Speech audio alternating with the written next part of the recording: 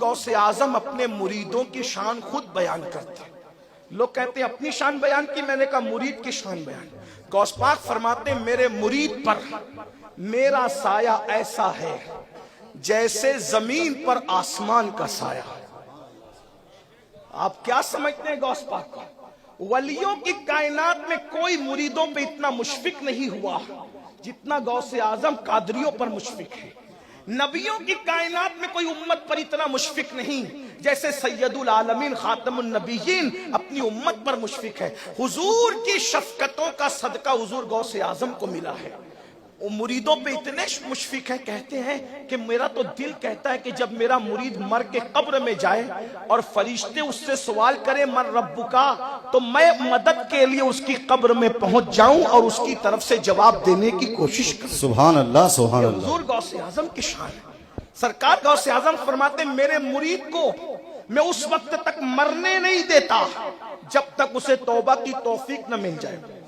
غوث پاک فرماتے ہیں میرا مرید اگر مشرق میں اور میں مغرب میں ہوں اور اس کی بے ستری ہو تو میں اس کی ستر پوشی کرتا ہوں، اسے ٹھوکر لگے تو میں اس کا ہاتھ پکڑ کے تھام لیتا ہوں.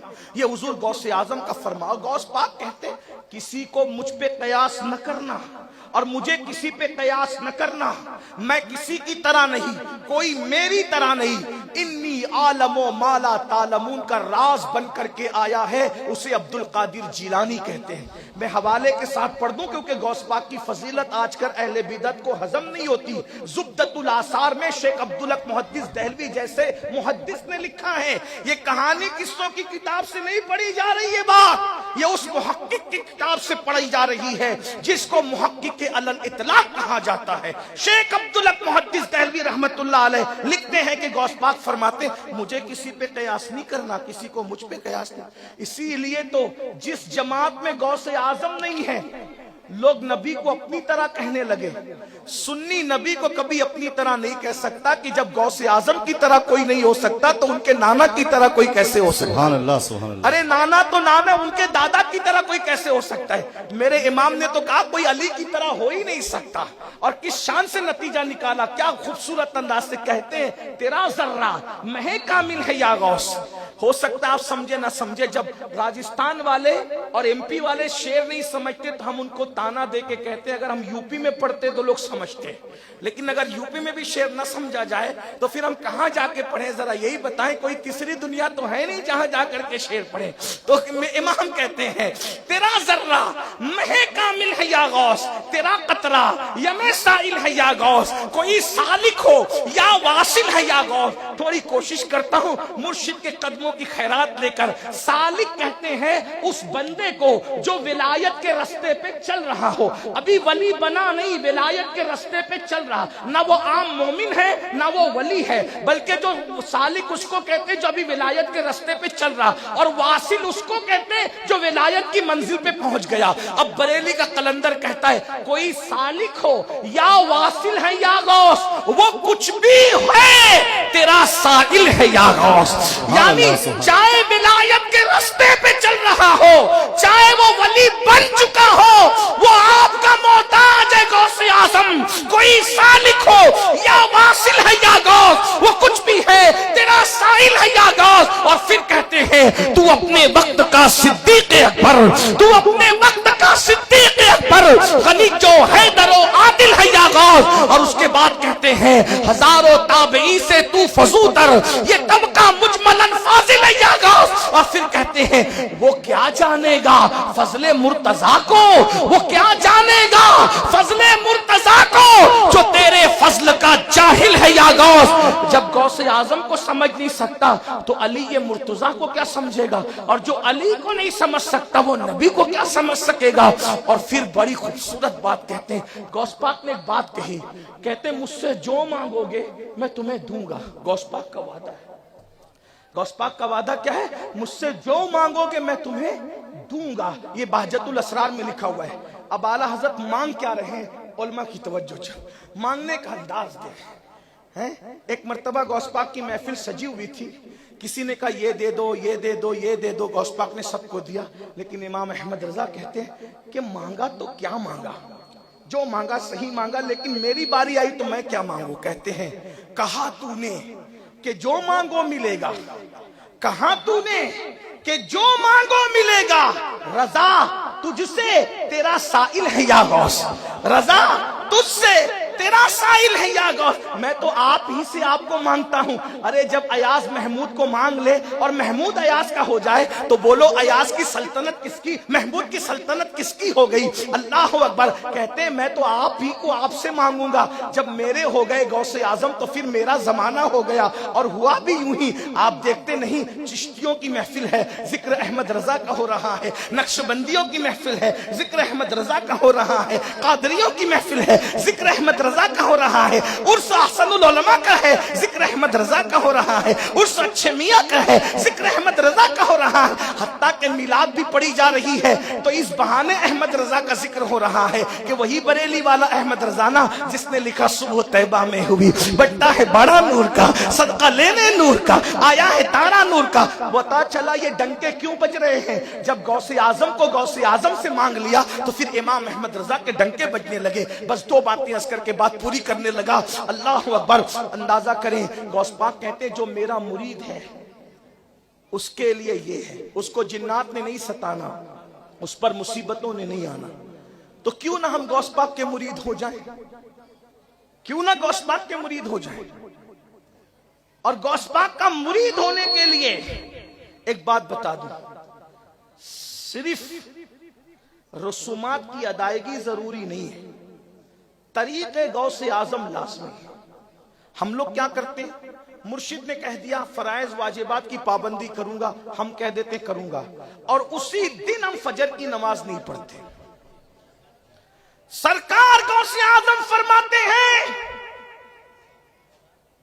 اگر بے نمازی مر جائے تو اسے مسلمانوں کے قبرستان میں دفن مت کرو۔ جو غوث اعظم بے نمازی کو مسلمانوں کے قبرستان میں قبول کرنے کے لیے تیار نہیں ہے، وہ غوث اعظم بے نمازیوں کو اپنے سلسلے میں داخل کر لیں گے؟ یہ ایک سوال ہے، میں فیصلہ نہیں کر رہا ہوں، آپ پر یہ سوال چھوڑتا ہوں۔ جن بے نمازیوں کے لیے اللہ کے رسول نے فرمایا کہ بے نمازیوں سے میں محمد بیزار ہوں، قیامت کے دن ان کے ساتھ میرا کوئی وعدہ نہیں ہے۔ جس سے ان کے نانا بیزار ہو غوث پاک ان سے خوش ہو سکتے ہیں۔ 11ویں کی دیگے چڑھانے والوں بالکل چڑھاؤ، منع نہیں کرتے، لیکن مسجد میں کب آؤ گے؟ سرکار غوث اعظم نے ہمیں مسجد کا راستہ پہلے دکھایا ہے۔ اللہ کے رسول صلی اللہ علیہ وآلہ وسلم فرماتے ہیں اے ابو ہریرہ بے نمازیوں کے ساتھ نہ بیٹھا کر، کیونکہ بے نمازی جہاں بیٹھتا ہے آسمان پر اس سے لعنت برستی ہے۔ بے نمازی پر اللہ کے رسول فرماتے ہیں بے نمازی کو صدقہ مت دو، بے نمازی کو زکوٰۃ مت دو۔ اللہ کے رسول فرما رہے ہیں بے نمازی کے ساتھ اٹھ بیٹھ نہ کرو۔ حضور یہ فرما رہے ہیں ہم تو جلسوں کی تیاریوں میں نماز چھوڑ دیتے ہیں۔ بلکہ اب آخری بات اپنی گفتگو کی، جو قادری ہو جائے پھر وہ گناہ کبیرہ بھی نہیں کرتا اگر وہ سچا قادری ہو جائے۔ غوث پاک کا کیا کرم ہے قادریوں پر، اگر کوئی بڑی مصیبت آنے والی ہو تو غوث پاک اس کو خواب میں دکھا کے حقیقت میں بچا لیتے ہیں، اور غوث پاک کا مرید اگر گناہ کبیرہ کرنے والا ہو تو بھی اس کو خواب میں دکھا کے حقیقت میں بچا لیتے ہیں۔ ہوا کیا، ایک قادری مرید تھا، اس کی قسمت میں 100 مرتبہ بدکاری لکھی ہوئی تھی۔ بدکاری، میں اپنا نام نہیں لیتا مرشد کے ادب سے، ورنہ منبر پہ میں کچھ کھل کے بات کرنے کا عادی ہوں۔ بدکاری سب سمجھ گئے نا، سب سمجھدار لوگ ہیں، تو بدکاری اس کی قسمت میں 100 بار لکھی ہوئی تھی۔ لیکن جب غوث پاک کا مرید ہوا تو خواب میں اس نے 100 مرتبہ زنا کیا ایک ہی رات میں، اور جب بیدار ہوا تو اس پر خواب کا اثر بھی تھا، ناپاکی کا اثر بھی تھا۔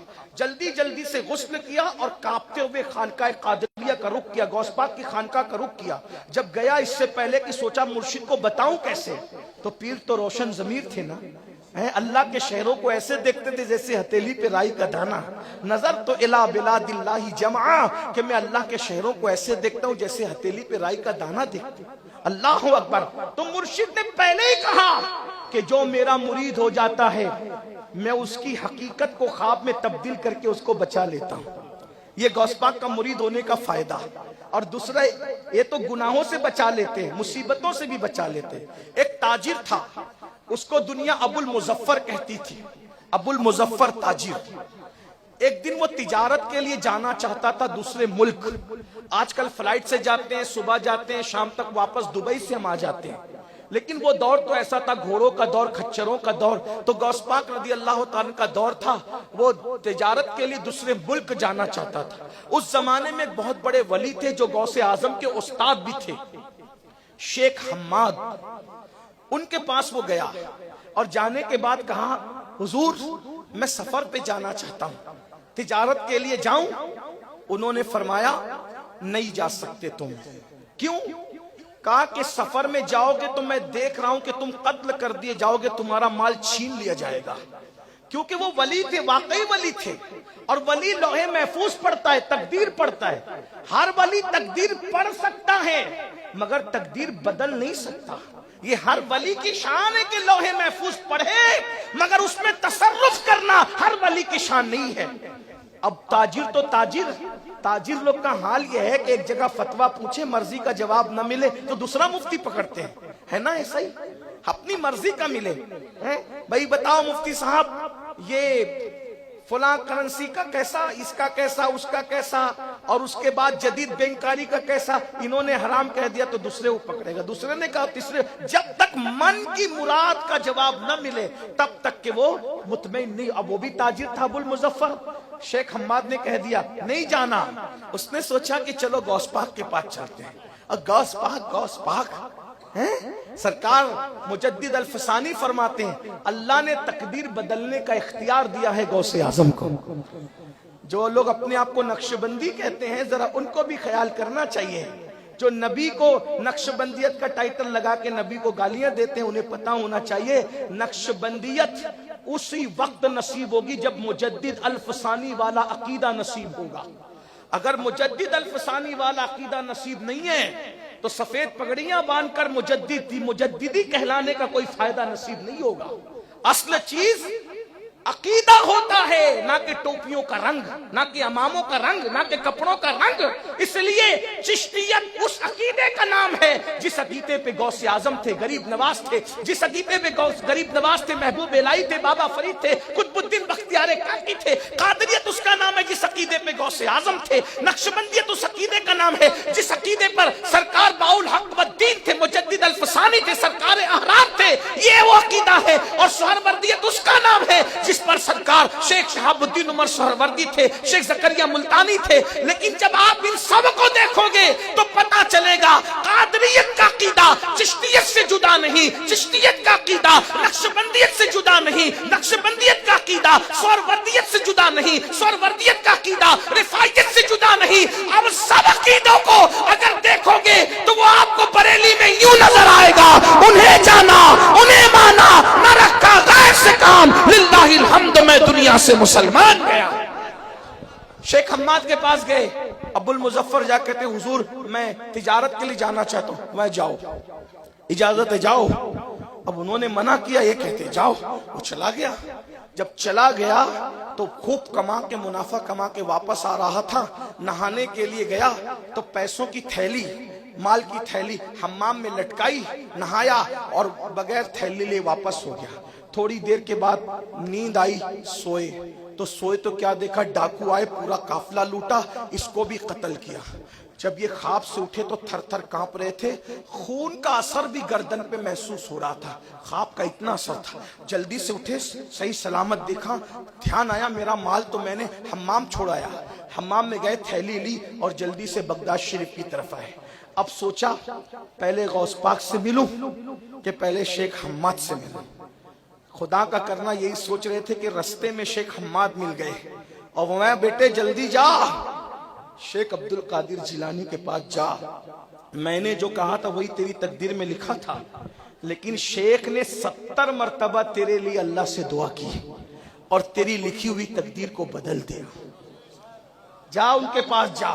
اور اس کے پاس جب وہ شیخ ابو المظفر غوث پاک کے پاس گئے تو غوث پاک کو بیٹھا ہوا پایا، آ کر کے کہا اب دیکھو شیخ حماد ادھر بھیج رہے ہیں، لیکن غوث پاک یہ نہیں کہہ رہے کہ شیخ حماد کو کچھ نہیں پتا تھا اور اس نے جھوٹ بولا، غلط بولا، استغفر اللہ، ایسا نہیں۔ یہ ولی ان کا در بتا رہے، اب یہ ولی ان کی شان بتا رہے۔ کہا شیخ حماد نے جو کہا تھا بیٹا سچ کہا تھا کہ تو قتل ہو جاتا، مارا جاتا، نقصان اٹھاتا، لیکن اللہ نے مجھے یہ مقام عطا کیا ہے کہ میں نے 70 مرتبہ اللہ سے تیرے لیے دعا کی، اور اللہ نے 70 بار میری دعا کی برکت سے تیری تقدیر کو یوں بدل دیا کہ حقیقت کو خواب میں تبدیل کر دیا۔ یعنی اگر تو قادری ہو جائے تو تیری مصیبتیں اللہ تجھے خواب میں دکھا کر حقیقت میں بچا لیتا ہے۔ تو بولو قادری ہونے کا کتنا بڑا فائدہ، دنیا میں بھی فائدہ، آخرت میں بھی۔ اب مہاراجا سے بہتر قادریت ہمیں کہاں مل سکتی ہے؟ بھائی قادریت سب جگہ کی قادریت ہی ہے، لیکن مہاراجا کی قادریت کی شان کیا ہے؟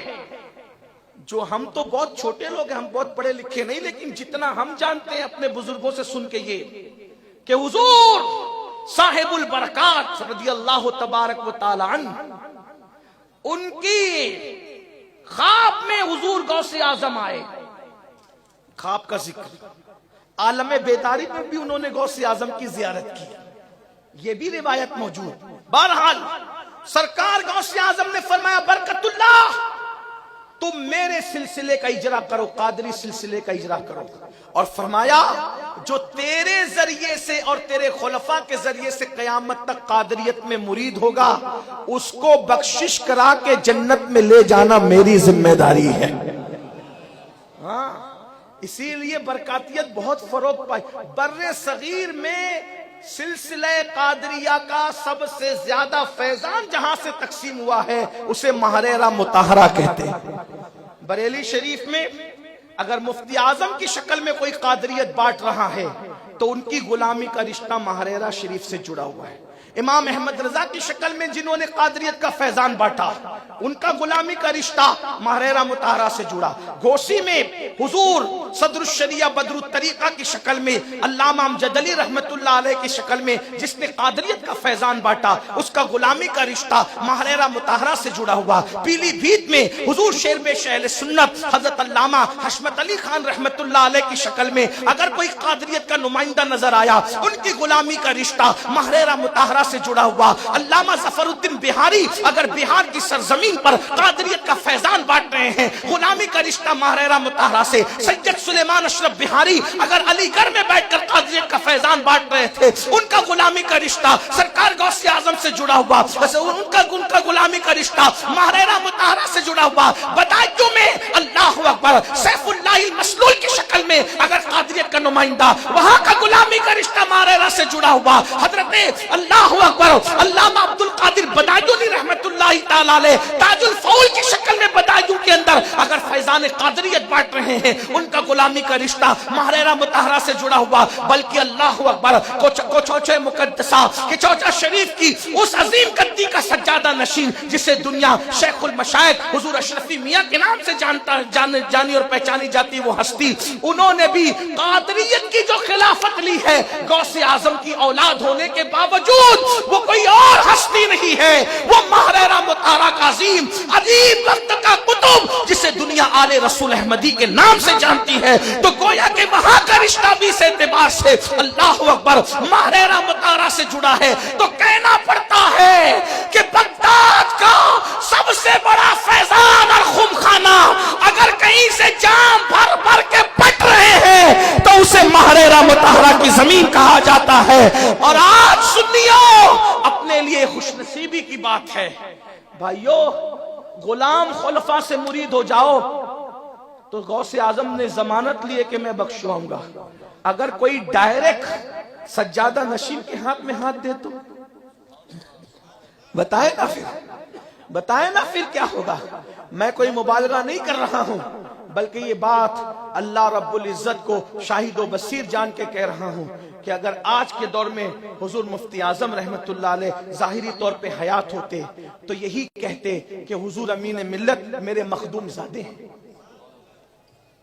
بزرگ کتنا بھی بڑا ہو جائے لیکن وہ اپنے مخدوم زادے کا انکار نہیں کرتا، اور انہوں نے کہا ہے بارہا کہا ہے، سننے والے موجود ہیں، کم بچے ہیں۔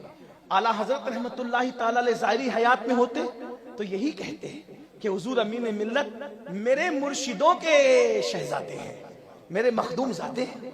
तो ये वो हस्ती है, अपनी हस्तियों को पहचानो, हस्तियों को तोलने की कोशिश न करना। महरेरा महरेरा है। इमाम ज़ैद से लेकर हुजूर अमीन मिल्लत तक कभी कोई खाली यहां नजर नहीं आया। ये विलायत के जाम है जो भर भर के पिलाए जा रहे हैं। एक बुजुर्ग ने शक्कर और पानी देखकर कहा था कि बड़ी दुकान और फीका पकवान, और बड़ी दुकान और फीका पकवान कहकर के चले गए थे, लेकिन जब अपने वतन पहुंचे तो क्या देखा कि बाबा फरीद भी है, गौसे आजम भी है, और फिर अल्लाह अकबर, बल्कि उनका हाथ उठा करके हुजूर अच्छे मियां महरेरवी के हाथ में दिया जा रहा है, और गोया के बताया जा रहा है कि आपको समझने में कुछ ताखीर हो गई है बुजुर्ग, ये बड़ी दुकान फीका पकवान नहीं है, जितनी बड़ी दुकान है उससे बड़ा पकवान है। और जब वो गए तो हमेशा के वहीं के होकर के रह गए, और आज उनकी नस्लें भी वहीं की होकर के रह गई है। इसलिए महरेरा महरेरा है। महरेरा को इस्माइल दहलवी की आंख से मत देखो, महरेरा को देखना है तो इमाम अहमद रजा की आंख से देखो। महरेरा को थानवी की आंख से न देखो, महरेरा को देखना है तो मुफ्ती आजम की आंख से देखो। जब आप महरेरा को आला हजरत और मुफ्ती आजम की, बल्कि एक जुमला कह के बात तमाम कर दूं, भाई लैला को देखना है तो मुनाफिक की आंख से न देखो, लैला को जब भी देखना है तो मजनू की आंख से देखो, और मजनू को देखना है तो लैला की आंख से देखो। तब पता चलेगा मजनू में क्या रखा है। किसी ने लैला से कहा था, ओ लैला तेरा मजनू तो लंगड़ा के चलता है। लैला ने कहा तुम झूठ बोलते हो, वो लंगड़ा नहीं है, लंगड़ा के नहीं चलता, वो तो मेरे इश्क में लहरा लहरा के चलता है। ये आंखों के देखने का अंदाज होता है। जब देखोगे ना इमाम अहमद रजा के अंदाज में महरेरा को, तो पता चलेगा कैसे आकाओं का बंदा हूँ रजा, बोल बाले मेरी सरकारों के। तो हम लोग कोई एजेंट लोग नहीं, और महरेरा को एजेंट बनाने की जरूरत भी नहीं है ना, क्योंकि सोना कभी नहीं कहता कि मुझे एजेंट की जरूरत है। सोने की चमक देखकर लोग जानते, जौहर की गत जौहरी जाने, जौहरी जानता है जौहर। लेकिन हम लोगों पे आप एतमाद करते हो तो हमारा ये काम है कि आपकी सच्ची रहनुमाई करना। आज लोग मुरीद होने के लिए किसी चरसी से मुरीद हो जाते हैं, किसी भंग पीने वाले से मुरीद हो जाते हैं, कमर के नीचे बड़े बड़े बाल रखने वालों से, 10-10 उंगलियों में अंगूठी पहनने वालों से मुरीद हो जाते हैं। मेरे भाइयों, और लोग कहते हैं आज सच्चे पीर नहीं बचे। मैंने कहा बचे हैं मगर कम बचे हैं। ऐसे लोग मौजूद हैं, फायदा उठा लो। जो लोग अभी तक मुरीद नहीं हुए, हमारे मुर्शिद हुजूर सरकार अमीन मिल्लत के हाथों पे बिकिए, कादरी हो जाइए, बरकाती हो जाइए। और बरकाती होकर कादरी होने का मजा ये है, हमने अपने बुजुर्गों से सुना, जब कादरियत में बरकातियत के यानी शाह बरकतुल्लाह के खुलफा के जरिए कोई कादरियत में दाखिल होता है तो उसकी मौत के वक्त तो मुर्शिद उसको लेने के लिए तशरीफ लाते हैं। क्या मजा आता होगा बरकातियत में मरने का भी, कि सरहाने मुर्शिद खड़ा होता होगा और रूह निकलती होगी, सरे बाली उन्हें रहमत की अदा लाई है, हाल बिगड़ा है तो बीमार की बन आई है। अल्लाह ताला हम सबको हुजूर गौसे आजम की सच्ची गुलामी नसीब फरमाए, और अल्लाह रब्बुल इज्जत हम सबको गौसे आजम के सिलसिले में जिंदा रखे, उसी पे मौत अता फरमाए। कादरी कर, कादरी रख, कादरियों में उठा, कद्र अब्दुल कादरे कुदरत नुमा के वास्ते। मुझे न जलसे वालों ने कहा, न हुजूर अमान मिल्लत ने कहा, न मुझे किसी ने कहा, ये मेरे दिल की आवाज है कि कौम सच्चे पीर के दामन से वाबस्ता हो तो उनका अकीदा भी महफूज हो, उनका ईमान भी महफूज हो। तो मैं बड़े अदब एहतराम के साथ हुजूर खानदान बरकातिया की आबरू, हम सब के आकाए निमत हुजूर सैयदी अमीन मिल्लत की बारगाह में मारूजा पेश करते हैं कि हुजूर, हाँ आप इन सब गुलामों को सिलसिले आलिया कादरिया बरकातिया में दाखिल फरमाए, मुरीद फरमाए। और अगर इंटरनेट पर यह प्रोग्राम नश्र हो रहा हो तो उलमाए किराम ने जो इजाजत दी है इसकी, कि इंटरनेट पर अगर प्रोग्राम नश्र हो रहा हो तो इंटरनेट पर भी आप दूर रह करके मुरीद हो सकते हैं। लाइव प्रोग्राम अगर नश्र हो रहा हो तो आप हो सकते हैं, इसकी इजाजत हमारे उलमाए किराम और मुफ्तियान किराम ने दी है। तो अब आप अगर दूर बैठे हुए दुनिया के किसी हिस्से में